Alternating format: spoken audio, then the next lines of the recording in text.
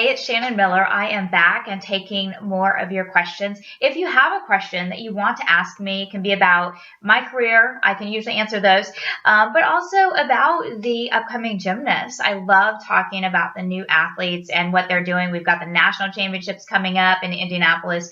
We've also got the world championships, which is a big deal this year because it's a lead into the Olympics in Rio. So we are going to be talking about a lot of gymnastics and what the current athletes are doing. So I'm excited to get started with that.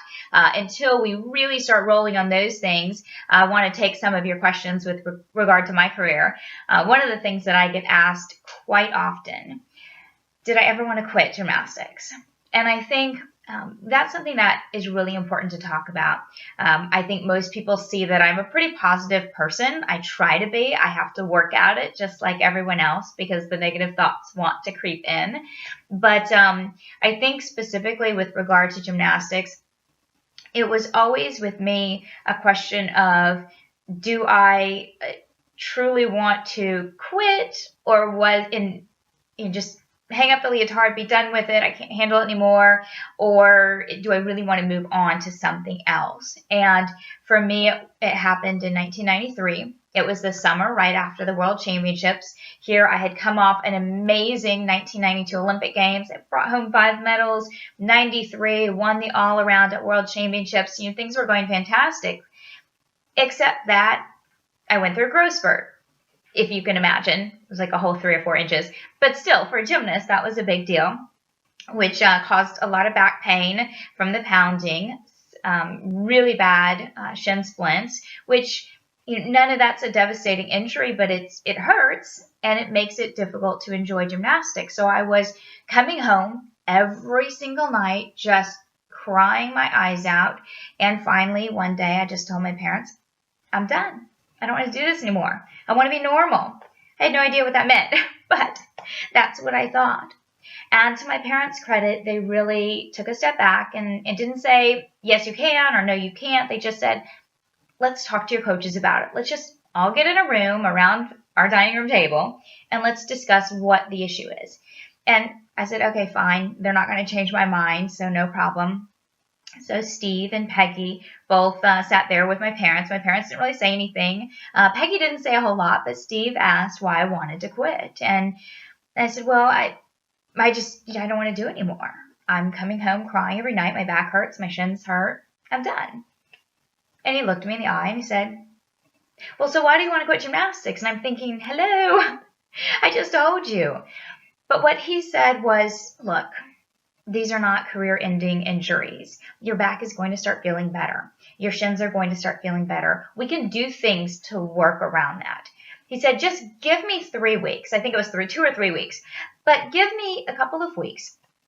And we're going to do basically like 2 to 3 hours of training. And that's it. You come in the morning, nothing else. And I'm thinking 2 or 3 hours. I'm working out 6 to 7 hours a day.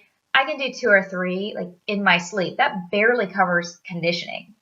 So I said, okay, that's fine. He's not going to change my mind. I'm quite stubborn, if you haven't gathered.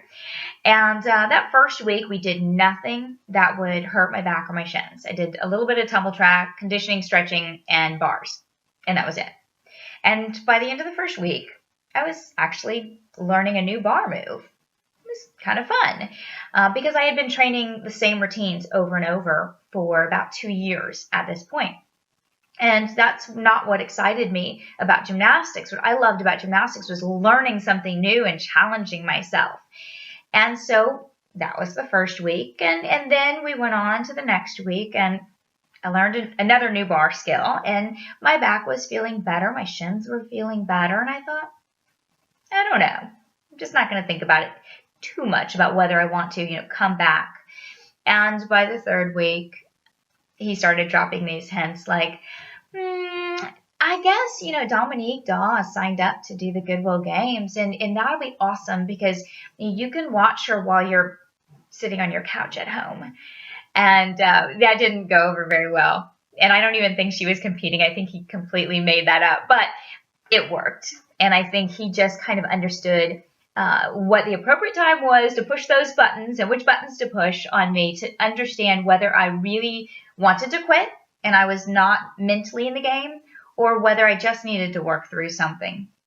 And what I think we both found out throughout that time was I had no goals.